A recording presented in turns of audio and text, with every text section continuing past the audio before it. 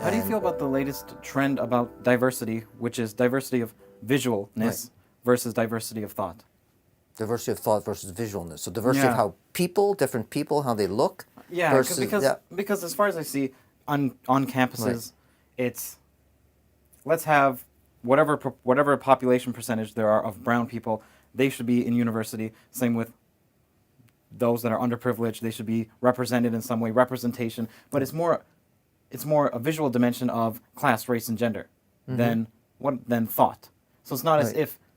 if having a brown person Right. will make this more diverse. Right. Yes. Yeah. Exactly. So how do you feel about that?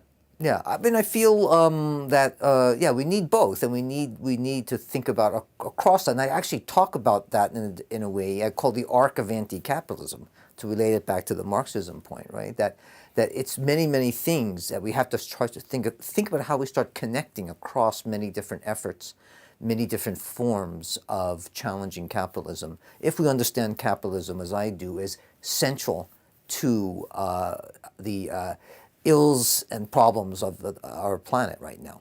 So that's why. So the question is, people who are different and have different ideas, but are organized around the notion that capitalism has to be challenged and has to be diverted from, it has to be moved away from.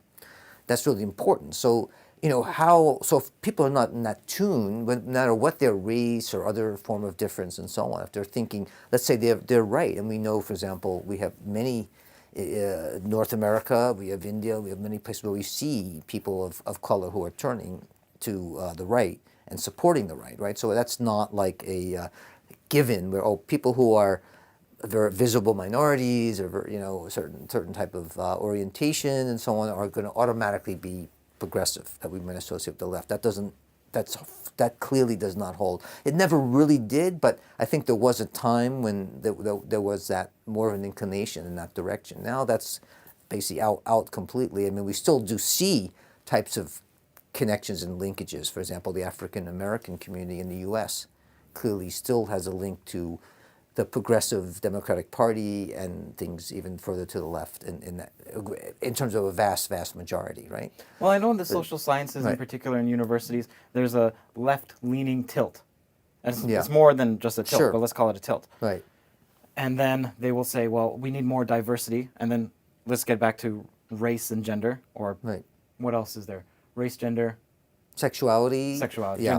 Okay, That- cool. So yeah, race, so gender, sexuality. Those let's are core. I mean, those are core. I mean, as opposed to class, right? Right. We're putting class very important, but perhaps is the one thing that unifies it, right? Yeah. But you're saying in the university, there's a Yeah. tendency to progressive,ism, which Yeah, I know has become to an let's issue. have quotas Right. with regards to representation, Right.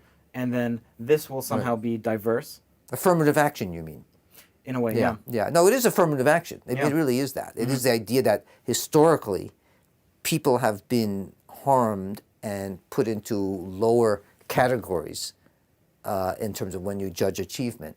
And they need, in a sense, to have society say, wait a second, we recognize that you've been put into those kind of categories, you've been excluded, you've had less opportunities in the earlier stages. So wherever you're coming to a job or admissions, we need to take that into consideration. In other words, Right. who's on the privileged end is Right. white people. Right. Yeah, and this is how class reproduces itself, right? I mean, I actually, for my own students, I talk about this all the time. I say if you go to a very good university, let's say McGill University, where there's a really high percentage of achievers who have their entire life had all kinds of resources. They've had tutoring, they've had the best schools and high schools, and starting with elementary school, they've had sports and so on. And those students come in and they're really ready to go. They're really, they're ready to achieve. They're treated in McGill at a very high level of expectation, right? In terms of the reading, the assignments, and so on. It's very hard to get good grades there, right? You have to work really hard. So that's class that continues to reproduce itself. Someone comes in, they're producing someone who's ready to take positions, in the bourgeoisie, in the ruling class, and so on. They're ready for that sort of position, or just even in more simple terms, upper middle class, if we think about it in just in economic kind of percentages, right?